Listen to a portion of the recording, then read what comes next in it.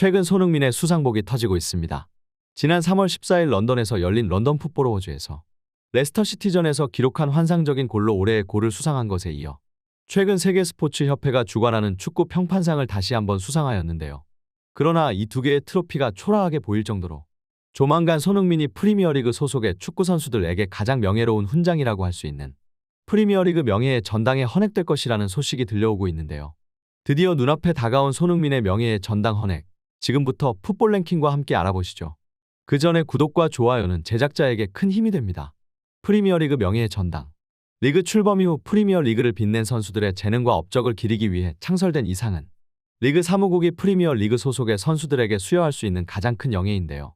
지금까지 수많은 선수들이 프리미어리그를 거쳐갔고 그 중에서 축구계 역사에 남을 위대한 선수들 또한 수없이 많았지만 그 기나긴 역사 속에서 현재까지 명예의 전당에 헌액된 선수들의 숫자가 고작 16명밖에 안 된다는 것은 그만큼 이 명예의 전당에 입성하기가 얼마나 힘든 일이며 이곳에 헌액되기까지의 과정과 그 조건이 얼마나 깐깐하고 어려운지 알 수 있는 부분이죠.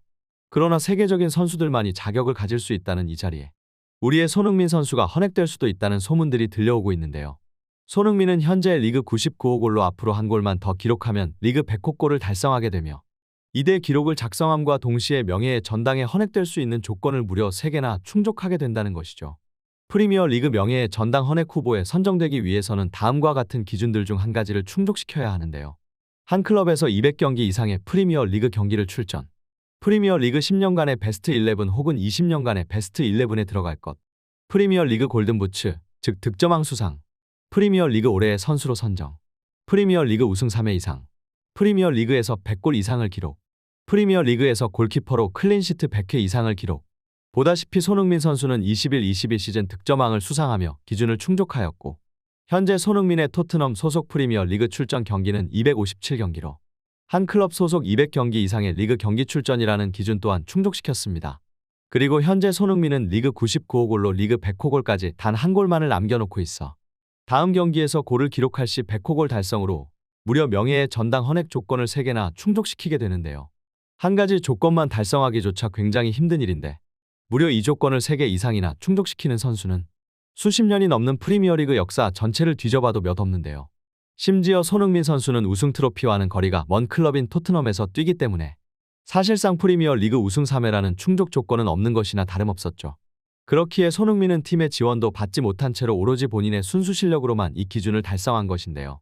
현재까지 이 명예의 전당에 헌액된 선수는 16명으로 앨런 시어러, 티에리 앙리, 에릭 칸토나, 로이킨, 프랭크 램파드, 데니스 베르캄프, 스티븐 제라드, 데이비드 베컴, 웨인 루니, 파트리크 비에이라, 세르히오 아구에로, 디디에 드록바, 뱅상 콤파니, 피터 슈마이켈, 폴 스콜스, 이안 라이트와 같은 선수들이 헌액되어 있습니다. 축구를 잘 모르는 사람들도 어디서 한 번쯤은 들어봤을 법한 이름인 만큼 그야말로 프리미어리그의 역사와 축구 역사에 있어 커다란 족적을 남긴 레전드 선수들인데요. 저 자리에 손흥민 선수가 들어갈 수도 있다 하니 정말로 한국인의 자랑이 아닐 수가 없습니다.